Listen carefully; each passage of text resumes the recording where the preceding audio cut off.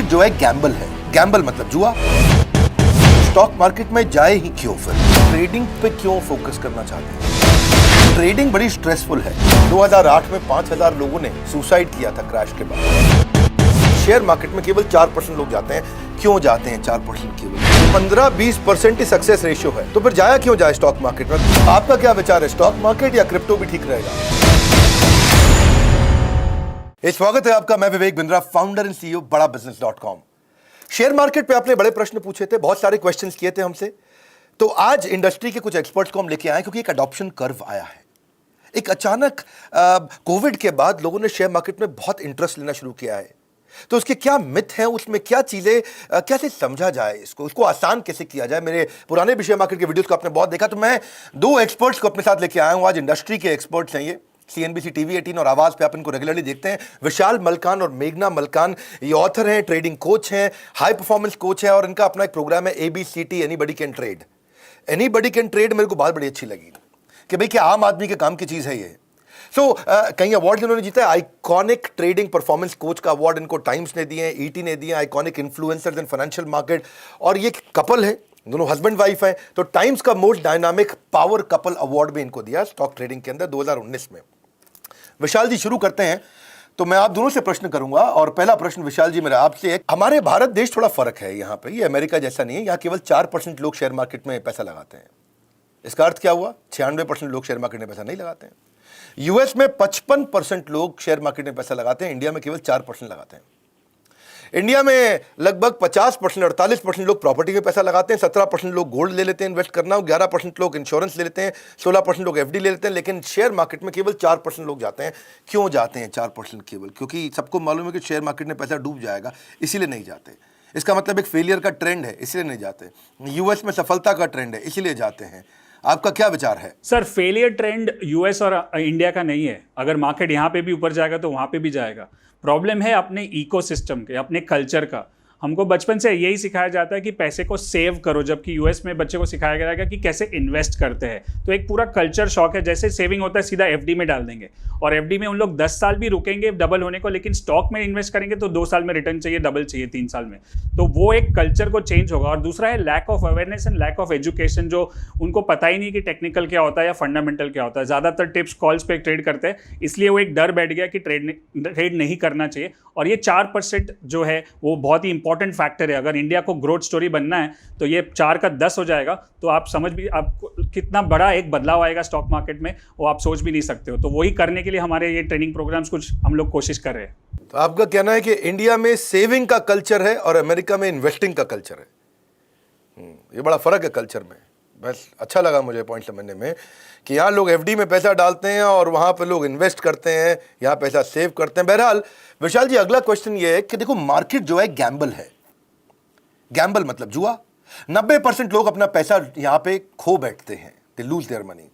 तो stock market में जाए ही क्यों फिर, विशाल जी? आपने जो बताया 90% लोग लॉस करते हैं, लेकिन वो गैम्बल की तरह ट्रेड करते हैं। पहले तो मैं बता दूं कि अगर ये 90% लॉस करते हैं तो ये जाता कहाँ है? 10% इंटेलिजेंट इन्वेस्टर्स को जाता है। और ये 10% इंटेलिजेंट इन्वेस्टर्स जो है वो सीख के कुछ कर रहे हैं, कुछ सिस्टमैटिक कर रहे हैं। और जो 90% कर रहे हैं वो गैम्बल की तरह कर रहे हैं, स्पेकुलेशन की तरह कर रहे हैं, गट फीलिंग पे कर रहे हैं, टिप्स पे कर रहे हैं, कॉल्स पे, न्यूज़ पे, व्यूज़ पे कर रहे हैं। तो ऐसा काम करेंगे तो वो रिजल्ट, नतीजा तो लॉस ही आएगा। और सिस्टमैटिक करेंगे तो आप वो 10% में जा सकते हो। तो मतलब आपका कहना है कि जो टिप पे कर रहा है, इससे पूछ, उससे पूछ, कहाँ डालूं, किस में डालूं, वही लूजर है।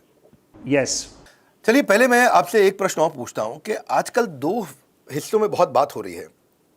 एक है कि भाई ट्रेडिंग करें, हर 2 दिन 1 दिन रोज का पैसा कमाएं, और एक है लॉन्ग टर्म इन्वेस्टमेंट करें। 2 अलग अलग प्रकार के धड़े बटे हुए हैं देश के अंदर, अलग अलग प्रकार की विचारधाराएं हैं। विशाल जी, आपका क्या विचार है कि हमें रोज का ट्रेडिंग करके रोज का मुनाफा बुक कर लेना चाहिए, या लॉन्ग टर्म डाल के पैसा आराम से टाइट बैठ जाना चाहिए? सर, हम लोग जो प्रमोट करते हैं वो टेक्निकल एनालिसिस है, और उसके अंदर आप शॉर्ट टर्म भी कर सकते हो और लॉन्ग टर्म भी कर सकते हो। आपके पास कैपिटल कितना है, आपका होराइजन कितना है, आपके पास टाइम कितना है। अभी काफी लोग जो बिजी है, जॉब करते हैं, बिजनेस करते हैं, वो दिन का दिन नहीं कर सकते, वो स्क्रीन के सामने नहीं बैठ सकते। तो वो पोजिशनल ट्रेड्स, ऐसी सिस्टम्स को ट्रेड करे जो आपको 3 महीने, 6 महीने, साल भर तक रुकने को बोले। और जिसके पास टाइम है, 2 घंटा सुबह निकाल सकते हैं और वो डे ट्रेडिंग भी कर सकते हैं। खाली एक ही फर्क है, डे ट्रेडिंग थोड़ा सा ज्यादा स्ट्रेसफुल हो सकता है, लेकिन जब पोजिशनल हो जाता है तो आपको कुछ नहीं करना है, आपको ऑर्डर डाल दिया, स्टॉप लॉस डाल दिया और अपने काम पे लग गए। मैं विशाल जी आपको बीच बीच में टोकता भी रहूंगा कि आप साधारण भाषा में ही बात करिएगा ताकि एक आम आदमी को बात समझ में आए। आप वो आजकल अपना फिलॉसफी भी है आपका, एनीबॉडी कैन ट्रेड, ABCT, बड़ा अच्छा लगा मुझे। पर ये वॉरेन बफे, राकेश झुनझुनवाला, राधाकृष्ण दमानी, विजय केडिया, रमेश दमानी, ये सब के सब लॉन्ग टर्म इन्वेस्टमेंट की बात करते हैं। आप थोड़ा ट्रेडिंग की बात भी कर रहे हैं। वैसे तो आपने बताया दोनों किया जा सकता है, पर अगर ये सब लॉन्ग टर्म इन्वेस्टमेंट की बात कर रहे हैं तो आप ट्रेडिंग पे क्यों फोकस करना चाहते हैं? अच्छा, ये बहुत ही बढ़िया क्वेश्चन है और मुझे लगता है कि मैं थोड़ा सा एक मिथ तोड़ना चाहता हूँ कि हम ट्रेडिंग को प्रमोट नहीं कर रहे, हम टेक्निकल एनालिसिस को प्रमोट कर रहे हैं। जो भी आपने बड़े नाम लिए वो फंडामेंटल एनालिसिस पे काम करते हैं और हम टेक्निकल पे काम करते हैं। और दोनों में एक बहुत बड़ा फर्क है कि फंडामेंटल करने के लिए आपको फाइनेंस बैकग्राउंड चाहिए और आपको सेल्स, बैलेंस शीट क्या है, कंपनी क्या कर रही है, कंपनी का रिजल्ट क्या आएगा, मैनेजमेंट क्या कर रही है। अब ये चीजें बड़े जो आपने नाम लिए उनके पास एक्सेस है, वो कर सकते हैं, लेकिन आम आदमी ये सब इंफॉर्मेशन नहीं जान सकता। उसके लिए एक ही सिंपल उपाय है, टेक्निकल एनालिसिस, जो है study of graphs, charts and patterns. और ये इतना सिंपल है कि एक आम आदमी कर सकता है, कि उसको कोई बैकग्राउंड नहीं चाहिए। एक डॉक्टर होगा तो भी कर सकता है, इंजीनियर भी कर सकता है और एक हाउसवाइफ भी कर सकती है। तो ये हमारा एक है। और टेक्निकल एनालिसिस में जैसे मैंने पहले बताया कि शॉर्ट टर्म भी कर सकते हैं और लॉन्ग टर्म भी कर सकते हैं। मैं अपने व्यूअर्स को जरा समझा देता हूं। एक जो बताया है टेक्निकल एनालिसिस और एक फंडामेंटल। टेक्निकल का मतलब है चार्ट देख के समझ जाओ, फंडामेंटल है कंपनी को देखो, मैनेजमेंट को देखो, माहौल को देखो, बाजार को देखो, क्या चल रहा है आसपास सबको देखो, टीम को देखो, लीडरशिप को देखो। और एक है खाली चार्ट देखो। तो आप चार्ट देखने पे फोकस कर रहे हैं और ये सब मैनेजमेंट और बाकी सब चीज़ों को देखते हैं। बहरहाल फ़र्क है, इसको और क्लियर करते चले जाते हैं। पर मैं ज़रा मेघना जी आपसे बात करना चाहता हूं कि ट्रेडिंग बड़ी स्ट्रेसफुल है। आपसे भी मिले थोड़ा, इसमें कांस्टेंट मॉनिटरिंग चाहिए होती है आपको, या फिर चार्ट देखना भी, ये भी स्ट्रेसफुल है कि भाई रोज देखो चार्ट ऊपर गया कि चार्ट नीचे गया, चार्ट ऊपर गया कि नीचे गया। और अगर मैं पीछे का एक कठिन दौर देखूं, 2008 में 5000 लोगों ने सुसाइड किया था क्रैश के बाद। ये सब वही थे बेचारे जो शायद लॉन्ग टर्म इन्वेस्टेड नहीं थे। वेराज इन्वेस्टिंग क्या है कि भाई ले लो और बैठ जाओ आराम से, आपको रोज का स्ट्रेस लेना नहीं है, आगे चल के देखेंगे क्या होगा। तो आपको, आपका अपना क्या विचार है कि भाई इन्वेस्टिंग में जाएं या ट्रेडिंग करा जाए? सर, अगर स्ट्रेस की बात करेंगे, एक छोटा सा डेटा पॉइंट जो आपने बताया, एक डेटा पॉइंट मैं बताना चाहती हूँ। 2020 के साल में 10,300 स्टूडेंट्स ने सुइसाइड कमिट किया, आत्महत्या की। इसका मतलब ये थोड़ी है कि स्टडीज़ खराब है, राइट? तो सिमिलर प्रॉब्लम, अगर सिमिलर तरीके से देखा जाए, प्रॉब्लम स्टॉक मार्केट को स्ट्रेस का नहीं है, प्रॉब्लम मेंटल हेल्थ का है। लोगों के पास इग्नोरेंस इतनी है और लोग रिस्क से इतना डरते हैं, प्रॉब्लम वहाँ पे है, इसीलिए लोगों को लगता है कि स्ट्रेस है। अच्छा ठीक है, तो आपके हिसाब से इग्नोरेंस की दिक्कत है ये, हाँ? उनको जानकारी नहीं है, नॉलेज की कमी है। विशाल जी, अगला क्वेश्चन ये है कि वॉरेन बफे कहते हैं कि मार्केट की जो टिप्स होती हैं वो लोगों को डिस्ट्रैक्ट करती हैं कि सही स्टॉक परचेज कैसे किया जाए, कौन से सही स्टॉक में इन्वेस्ट किया जाए, क्योंकि टिप के चक्कर में लगे रहते हैं। अब टिप मिलती है रेस्टोरेंट में, हाँ, तो उनको कांस्टेंट कंफ्यूजन रहता है कि कब कैश मिलेगा, कब क्रैश होगा, कब कैश मिलेगा, कब क्रैश होगा। डिसाइड नहीं कर पाते कि कब एंटर किया जाए, कब एग्जिट कर लिया जाए मार्केट से। तो साधारण भाषा में आपका क्या विचार है इस विषय में? वॉरेन बफे जी का बात करेंगे तो उन्होंने जो इन्वेस्ट किए हैं, उनके पास जो डेटा है, उनके पास जो एक्सेसिबिलिटी है बड़े बड़े प्रमोटर्स या इन्वेस्टमेंट मैनेजमेंट को मिलने का, उसके बाद उनके साथ छानबीन करने के बाद ही वो इन्वेस्ट करते हैं कंपनी में। अब एक आम आदमी के पास वो सारी डेटा और वो सारी इन्फॉर्मेशन नहीं होती है कि मैनेजमेंट क्या कर रहा है या उसका प्रोडक्ट क्या होगा या उसका जो भी आगे का सेल्स क्या होगा। तो उसके पास एक ही इन्फॉर्मेशन है जो है टेक्निकल एनालिसिस। और आजकल बहुत आसान हो गया है, टेक्निकल एनालिसिस सॉफ्टवेयर जो प्लेटफॉर्म्स है और चार्ट्स है वो बहुत इजीली अवेलेबल है और सिस्टम्स इतने सिंपल हो गए कि प्रोसेस ड्रिवन है। अगर उसमें आपने प्रोसेस डाल दिया कि ये होगा तो बाय करना है, ये होगा तो सेल करना है, तो फिर उसको कोई दिक्कत नहीं होगी मेरे को कैश पे बैठना है या क्रैश पे बैठना है। तो सिस्टम ड्रिवन काम करना है और टेक्निकल्स को सीखना है ताकि आम आदमी इसका फायदा उठा सके। नहीं तो एक बात ठीक है कि भाई अगर राकेश झुनझुनवाला को किसी कंपनी के साथ इंडिया में उसके चेयरमैन के साथ मीटिंग लेना है तो उसको मिल जाएगी। एक आम आदमी को नहीं मिलेगी जिसको स्टॉक मार्केट में जाना, तो उसको चार्ट देखने आने चाहिए, उसको समझ देना चाहिए कि चार्ट ऊपर जा रहा है कि चार्ट नीचे जा रहा है ना। That's a good point.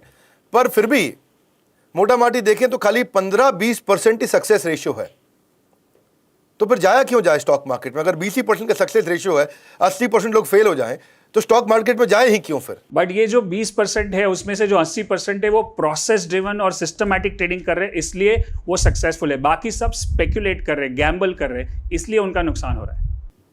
हाँ, तो 20% का 80% वेल ट्रेंड है प्रोसेस में, और बाकी जो 80%, जो टोटल बड़ा 80% था, वो गैम्बलिंग कर रहे हैं। तो मतलब बेसिकली हमारे देश में कमी क्या है कि इसकी जानकारी की कमी है। मेघना जी, जरा आपसे बात करें। ज़्यादातर रिटेल इन्वेस्टर अपना पैसा लूज कर रहे हैं स्टॉक मार्केट में क्योंकि वो अपने इमोशंस को कंट्रोल नहीं कर पाते। खास तौर से दो बड़े चक्कर हैं यहाँ पे, एक फियर है और एक ग्रीड है।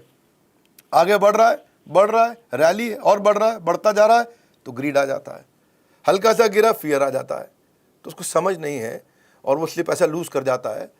तो आपको क्या लगता है कि टेक्निकल एनालिसिस कैसे उनको मदद कर सकता है? सर, यहाँ पे बात टेक्निकल एनालिसिस और फंडामेंटल एनालिसिस की कम है, बात साइकोलॉजी की है। जैसे कि टोनी रॉबिन्स कहते हैं कि success in any endeavour is 80% psychology और 20% स्किल सेट। इसका मतलब ये है कि चाहे आप कोई भी बिजनेस या कोई भी प्रोफेशन ले लो, 80% तो आपका माइंडसेट गेम ही होता है, और ट्रेडिंग में तो इससे बढ़िया और कुछ हो ही नहीं सकता। एक कहावत है कि when your emotions are high, your intelligence is low. आप इतने हाई इमोशंस से अगर ट्रेड करोगे तो आपका इंटेलिजेंस लो ही जाएगा। इसीलिए टेक्निकल एनालिसिस क्या करता है, यहाँ पे उसका बहुत बढ़िया रोल है। वो आपका पूरा ट्रेडिंग प्रोसेस सिस्टमेटाइज कर देता है, मतलब इमोशंस की जगह जितनी हो सके उतनी कम कर देता है। दैट इज, कोविड का एग्जाम्पल लेंगे, that's a best example. First time जब इंडिया, पूरे वर्ल्ड में कोविड स्ट्राइक हुआ था, fear rate was so high. ऐसा क्यों था? बिकॉज वहाँ पे फैक्ट्स एंड फिगर्स थे ही नहीं, nobody had the facts and figures. अभी क्या हो रहा है, अभी fear is very low because हर किसी के पास फैक्ट्स है। इन्फेक्शन रेट क्या है, डेथ रेट क्या है, कौन सा एज ग्रुप अफेक्ट होगा, कौन जल्दी ठीक होगा, सब कुछ है हमारे पास। इसीलिए the emotions are low. Fear को अगर एक चीज मार सकती है तो वो डेटा है। तो डेटा आपकी इंटेलिजेंस को फीड करेगा, इमोशंस कंट्रोल में आ जाएंगे। इसीलिए हम भी कहते हैं कि आपका बेटा झूठ बोल सकता है पर आपका डेटा झूठ नहीं बोल सकता है। ठीक बात है। तो बेसिकली आप कहते हैं कि इमोशंस को कंट्रोल करने के लिए आदमी को चार्ट पढ़ने आने चाहिए, डेटा पढ़ना आना चाहिए। डेटा पढ़ लेगा, चार्ट पढ़ लेगा तो इमोशनल नहीं होगा और ठीक काम कर पाएगा। देखो विशाल जी, फिर भी चार्ट पढ़ने वाले को चार्टिस्ट कहा जाता है। पुराने समय में ये थोड़ा उसको समझो कि जैसे एक हमारे शेफ़ को बावर्ची कहा जाता है, ऐसे ही उसको चार्टिस्ट कहा जाता है। ये चार्ट पढ़ता है, ये चार्ट पढ़ता है। तो और ये लॉन्ग टर्म को नहीं समझता है, क्योंकि लॉन्ग टर्म से आदमी वेल्दी होता है, चार्ट पढ़ने से आदमी छोटा मोटा ट्रेड करके मुनाफा कमाता है। तो आपको लगता है कि चार्ट पढ़ने वाला, टेक्निकल एनालिसिस करने वाला लॉन्ग टर्म में वेल्दी हो पाएगा? यस सर, ये बहुत ही इंटरेस्टिंग क्वेश्चन है। जब मैंने ज्वाइन किया था 1996 में, 25 साल पहले, तभी मुझे भी ऐसा ही चार्टिस्ट बोलते थे और वो टेक्निकल एनालिसिस को ऐसा एक सौतेला व्यवहार होता था। लेकिन आज जो टेक्निकल एनालिसिस है वो फंडामेंटल से भी सुपीरियर हो चुका है, क्योंकि हम बहुत ही वॉलेटाइल टाइम्स में रह रहे हैं और बहुत इनोवेशन और टेक्नोलॉजी की वजह से जो कंपनी 20 साल पहले थी आज दिखाई भी नहीं दे रही है। पहले का जो लॉन्ग टर्म डेफिनेशन था वो था 20 साल, 30 साल, 50 साल। जैसे आप फोर्ड का एग्जांपल ले लो जो 100 साल से कंपनी चल रही है, और अभी उस 10 साल में टेस्ला ने इतना बड़ा कंपनी खड़ा कर दिया। So it is like 13 times more than Ford. So it is about innovation and technology which has change the long term definition. और इसीलिए हमको टेक्निकल से ज़्यादा इंफॉर्मेशन, सिंपल इंफॉर्मेशन और एंट्री एग्जिट ऑब्जेक्टिव बन के मिलता है। तो डेफिनेटली टेक्निकल एनालिसिस अभी खाली चार्टिस्ट की गेम नहीं रह चुकी है, it has become a full time profession. तो आपका ये कहना है कि भाई लॉन्ग टर्म वाला माहौल नहीं रह गया है, कंपनी बहुत जल्दी बदल जाती हैं। जो फोर्ड ने 100 साल में किया वो टेस्ला ने 10 साल में कर दिया ना। That's a good point. हाँ, लेकिन एक थोड़ा टॉपिक चेंज करते हैं। विशाल भाई, आप जरा बताएंगे, क्रिप्टो करेंसी पे आजकल यंगस्टर्स का बहुत क्रेज़ है, और बीच में मैं देख रहा था कि अप्रैल में $60,000 का था और अचानक मई में $35,000 का हो गया। तो भयंकर, लगभग मतलब आधे के आसपास ही हो गया ये, और इतना वॉलेटाइल है ये। तो आपका क्या विचार है, स्टॉक मार्केट या क्रिप्टो भी ठीक रहेगा? आई वुड डेफिनेटली से स्टॉक मार्केट, क्योंकि उसके बहुत सारे कारण हैं। पहले तो क्रिप्टो, ये जो यंगस्टर्स है, यूथ है, वो जल्दी ज़्यादा पैसा बनाने के चक्कर में जो फैंसी चीज़ें होती है, जो पॉपुलर चीज़ें होती है, जो वॉलेटाइल चीज़ें होती है, उसको चूज़ करती है विदाउट नॉलेज वो भी, और उसकी वजह से वहाँ पे वो फंस जाते हैं। जो 65,000 वाला आज 35,000 भी हो चुका है। तो मुझे लगता है कि एक तो क्रिप्टो करेंसी में it is not safe, second it is so much volatile, and third it is not fully regulated by India, and also अगर आपने राकेश झुनझुनवाला का इंटरव्यू देखा हो या वॉरेन बफे ने भी उसको डिस्कार्ड कर दिया कि क्रिप्टो करेंसी इज डेंजरस, तो उसको करना नहीं चाहिए। और मैं चाहता हूं कि हमारे पास क्रिप्टो करेंसी का डेटा कितना है, 10 साल का, 12 साल का, 15 साल का, जबकि स्टॉक्स का हमारे पास 100 साल का डेटा है। तो जिसमें हम ज़्यादा एनालिसिस कर सकते हैं, जिसकी ज़्यादा पैटर्न समझ सकते हैं, और जो कंपनी हमको दिखाई देती है वो करे, या क्रिप्टो करेंसी जो हवा में चल रही है, जिसका कोई बेस नहीं है, जिसका कोई इंट्रिंसिक वैल्यू नहीं है, उसको कैसे ट्रेड कर सकते हैं? क्योंकि कुछ, हाँ ठीक बात है, इंट्रिंसिक वैल्यू नहीं है, हवा में ही चल रहा है क्रिप्टो करेंसी तो। और दूसरा, ये क्रिप्टो करेंसी थोड़ा ब्लैक मार्केट को, ये काली दुनिया के कालेपन को बढ़ाता है एक तरह से। यानी कि दुनिया भर में जितने भी 2 नंबर के काम है वो क्रिप्टो करेंसी से किए जाते हैं, रियल करेंसी से नहीं किए जाते हैं। बहरहाल मेघना जी, जरा आपसे भी थोड़ा बात करें, ये टेक्निकल एनालिसिस को इतना प्रमोट किया जा रहा है चार्ट्स को पढ़ने में, और ये चार्ट जिसको पढ़ना आ जाए नेचुरली ये तो पक्का है कि वो पैसा लूज नहीं करेगा, या उसके बड़े लॉसेस तो कम होंगे, क्योंकि चार्ट पढ़ने समझ में आ गया। और चार्ट पढ़ना इतना मुश्किल नहीं है, आप लोगों से भी देखा मैंने, और आपके बारे में काफ़ी फीडबैक भी मिला मुझको, और बड़ा मैं आपको बधाई भी देता हूँ उस विषय में कि आप लोग चार्ट पढ़ना सिखाते हैं। लेकिन ये अगर इमेजिन करो कि यही कॉलेजेस और यूनिवर्सिटीज़ में सिखाना शुरू कर दें, तो हमारे यहाँ के बच्चों को कितना फ़ायदा हो जाएगा कि वो भी अगर चार्ट्स पढ़ना शुरू कर दें, बिजनेस को, मार्केट्स को समझना शुरू कर दें, पैसा लगाएं ना लगाएं। आपको क्या लगता है, ये कॉलेज यूनिवर्सिटी नहीं सिखा रहे हैं, आपका क्या विचार है? सर, इसमें मेन तो अपना जो एजुकेशन सिस्टम है अपनी कंट्री का, दैट इज़ मोर देन 200 साल पुराना है। ये ब्रिटिशर्स ने सेट किया हुआ है, और इसीलिए मेन फोकस जो सिस्टम का है वो एम्प्लॉयमेंट और एम्प्लॉयज़ क्रिएट करने के लिए, ना तो बिजनेस और बिजनेस एंटरप्रेन्योर्स और इन्वेस्टर्स क्रिएट करने के लिए। Anyway, the system is changing, लेकिन इतने रैपिड पेस से नहीं हो रहा है, और इसीलिए हम सेल्फ एजुकेशन का रूट अपना रहे हैं। बिकॉज जिम रॉन की एक बढ़िया कहावत है जो बोलते हैं कि अगर आपको लिविंग बनानी है तो आप फॉर्मल एजुकेशन से जाइए, लेकिन अगर आपको एक फॉर्च्यून बनाना है तो आपको अपने आप को सेल्फ एजुकेट करना चाहिए। और इसीलिए हम यंग इन्वेस्टर बूट कैम्प कर रहे हैं, जहाँ पे हम यूथ ऑफ द कंट्री को फाइनेंशियल लिटरेसी का सेल्फ एजुकेशन दे रहे हैं। और आप इमेजिन कीजिए, एक बार अगर अपना यूथ है, जो कॉलेज के बच्चे हैं, वो अगर सेल्फ एजुकेट हो गए तो कितना सारा डिफरेंस उनकी लाइफ में आएगा। They start thinking more objectively, money handling better करेंगे, बिजनेस अपॉर्चुनिटीज़ को बेटर इवैल्यूएट करेंगे, टाइम मैनेजमेंट बेटर करेंगे, गेमिफिकेशन पे कम टाइम स्पेंड करेंगे, और जो भी इलिसिट सेक्स, पॉर्न, ये सब जो इंटॉक्सिकेशन है उसमें से छुटकारा उनको ईजिली मिल जाएगा। तो एडिक्शन जो है ना, वो इंटॉक्सिकेशन का एडिक्शन से ज़्यादा एजुकेशन का एडिक्शन उन्हें लग जाएगा। ठीक बात है, क्योंकि टेक्निकल एनालिसिस भी एक तरह से गेमिफिकेशन ही है भाई।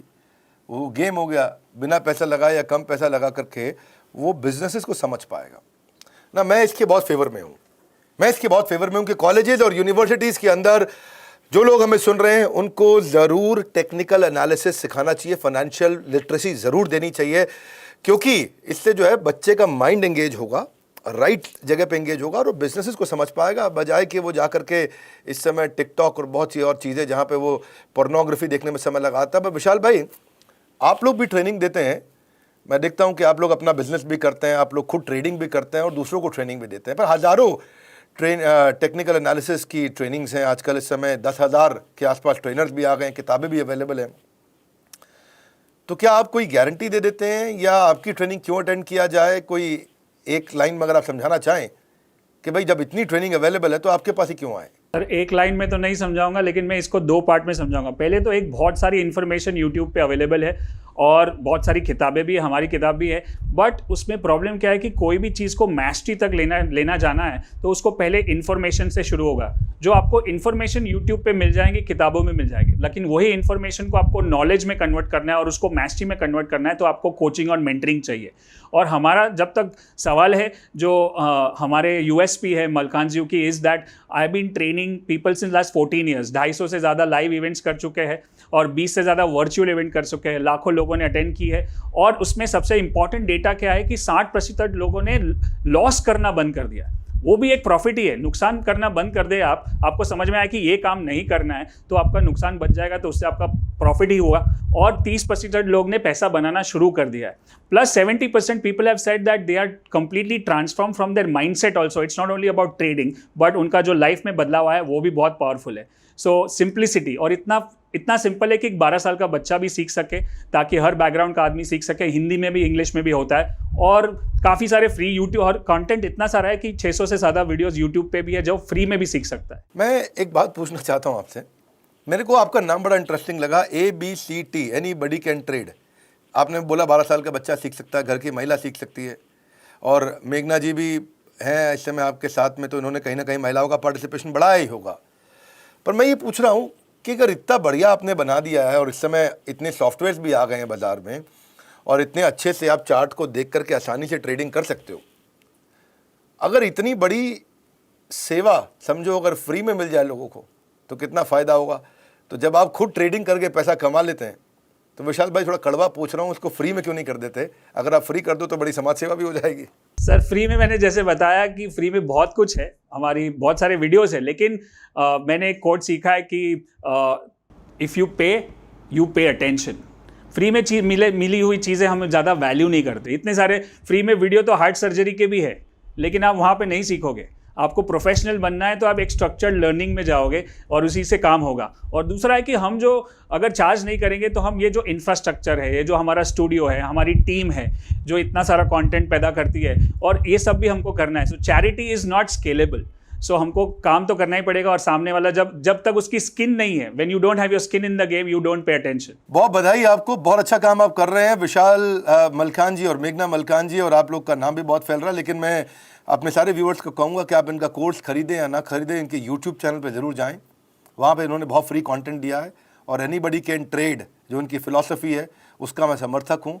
और आपने आकर के आज फ्री में बहुत कंटेंट दिया हम लोगों को, काफ़ी सारे प्रश्नों का उत्तर दिया। विशाल जी, मेघना जी, मैं आपको बहुत बधाई दूंगा, धन्यवाद दूंगा। आपके साथ मिलकर के हम एक कोर्स भी बना रहे हैं शेयर मार्केट के ऊपर कि कैसे आप चार्ट्स को समझ करके अपने लॉसेस को कम कर सकते हैं और अपने प्रॉफिट्स को बुक कर सकते हैं। हो सके तो इस वीडियो को ज़रूर शेयर करिएगा। जिसको भी कोई बेसिक जानकारी चाहिए, जिसको टेक्निकल फंडामेंटल एनालिसिस और इन सब प्रश्न, जितने भी छोटे छोटे प्रश्न हैं इस मार्केट से संबंधित, हमारे इंडस्ट्री के एक्सपर्ट्स ने आके समझाया। और इनके यूट्यूब चैनल पर जाइए जहाँ पे आप फ्री पे सर्टनली सीख सकते हैं। हमारे साथ जुड़े रहने के लिए, इस वीडियो पे आकर के लाइक करके थोड़ा उत्साह बढ़ाने के लिए, नए आए हैं तो चैनल को सब्सक्राइब करने के लिए आप सबका हृदय की गहराइयों से प्रेम पूर्वक बहुत बहुत धन्यवाद। विशाल भाई, मेघना जी, आपका भी बहुत बहुत धन्यवाद। Thank you very much.